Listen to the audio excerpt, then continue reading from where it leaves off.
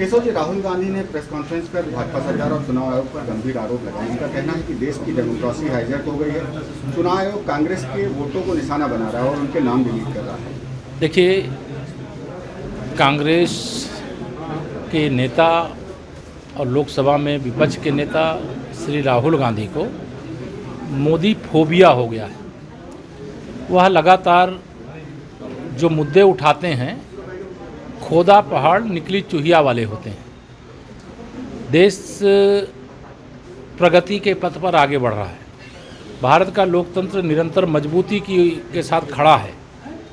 चुनाव आयोग जैसी संवैधानिक संस्था को निशाना बनाना, यह सत्ता वियोग में विचलित हो चुके, बौखला चुके श्री राहुल गांधी जी का इस प्रकार का कोई भी आरोप है वह मिथ्या है, निराधार है। और उनके पास कोई आरोप में सच्चाई है तो उसकी शिकायत चुनाव आयोग से करे। अगर वोटर लिस्ट को लेकर शिकायत है, ये मीडिया को बुला करके बड़ी भारी, अब वो कभी कहते हैं हम एटम बम फोड़ने वाले हैं, कभी हाइड्रोजन बम फोड़ने वाले हैं।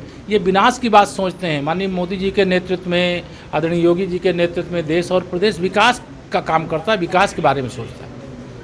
सर, राहुल गांधी ने ये भी आरोप लगाया कि मुख्य चुनाव आयुक्त ज्ञानेश कुमार वोट चोरों की रक्षा कर रहे हैं। उन लोगों की रक्षा कर रहे हैं जिन्होंने भारतीय लोकतंत्र को बर्बाद किया। उन्होंने कहा कि महाराष्ट्र और हरियाणा और यूपी में भी यही हो रहा है। देखिए, उनको ये मालूम है कि उनका राजनीतिक भविष्य अंधकारमय है और भविष्य अभी 2047 तक कांग्रेस के लिए, उत्तर प्रदेश में समाजवादी पार्टी के लिए और बिहार में राष्ट्रीय जनता दल के लिए और इनके गठबंधन के लिए नहीं बचा है। इसलिए बौखलाहट में इस प्रकार के आरोप लगाते हैं, जिससे संवैधानिक संस्था जो निष्पक्ष चुनाव करा करके इस देश के लोकतंत्र को बल प्रदान करने का काम कर रही है।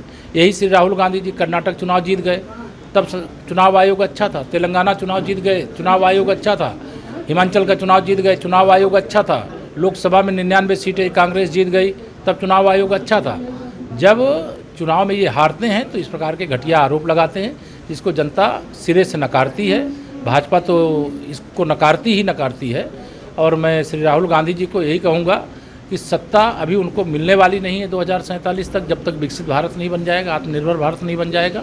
और इस प्रकार के मिथ्या आरोप लगाने की जगह तथ्य के साथ अगर कोई आरोप है जरूर लगावें, और किसी संस्था के खिलाफ शिकायत है तो उसको रिटर्न में उनको जा करके दें। सर, वोट चोरी के कथित सबूतों को उन्होंने हाइड्रोजन बम बताया। साथ ही अभी मैंने कहा ना, जो बम की बात करता है वो विनाश की बात करता है, और जो विकास की बात करता है वो बम की बात नहीं करता। अखिलेश यादव ने भी कहा कि उनके हाइड्रोजन बम की बात के बाद कि हम भी देखेंगे हम आगे और क्या कर सकते हैं। देखिए, श्री राहुल गांधी जी, श्री अखिलेश यादव जी, श्री तेजस्वी यादव जी, श्री राहुल गांधी जी प्रधानमंत्री की कुर्सी पर अपना जन्मसिद्ध अधिकार समझते हैं।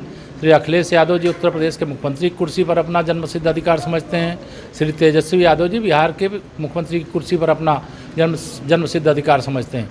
लेकिन यह मुंगेरी लाल के सपने की तरह है जो 2047 तक पूरा नहीं होने वाला।